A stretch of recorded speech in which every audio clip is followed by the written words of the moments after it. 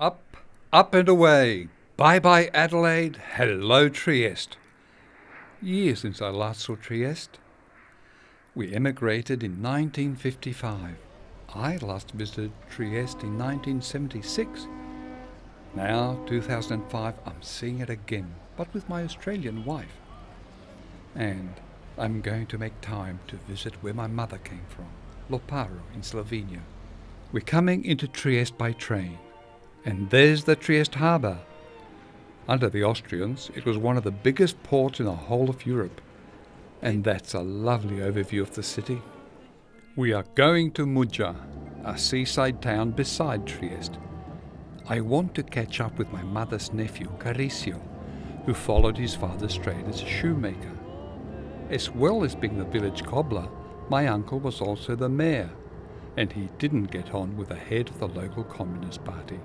That official made life so difficult for my uncle, even organising beatings of him, so that the family had to finally escape Yugoslavia and go to the Italian side in Muggia.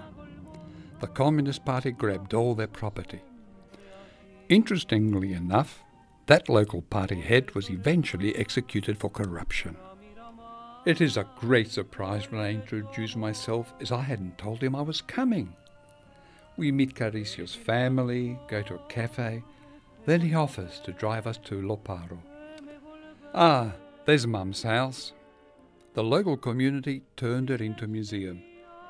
They used to build houses to last. Her grandfather built this house himself and carved the year of construction near the door, 1886. Cop these walls. They had to keep the cold out too.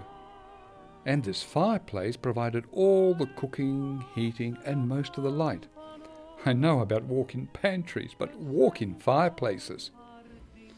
Now her dad, she told me, loved to go regularly to check up on the state of the cellar, which was also the cold room for all the food, but also where the vina was made from the grapes in their fields and stored.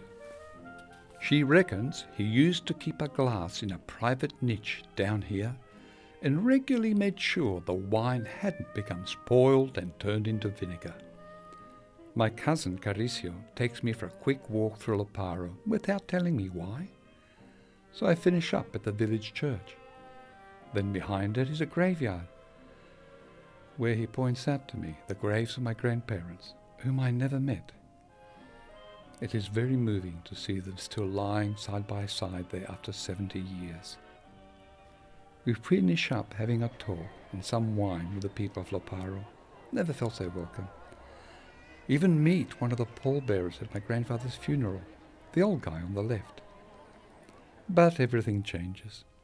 There's a new look to Loparo nowadays, with locals who are all descendants of old-timers, but using it just as a weekend retreat. The first time I visited Trieste, I had thought of myself as European first. But after visiting Europe, I realised I was now Australian first. The space, clear blue skies and clean air of Australia won me over. Goodbye Trieste, hello Australia. Ah, back home in southern Adelaide. Boy, is this place different from Europe. Gotta give up the history, but where can you get these beaches and colours and blue skies?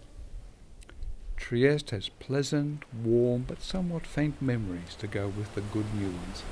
Memories are good, but I wouldn't swap this place where I am now for anything. The oldies made a good choice after all.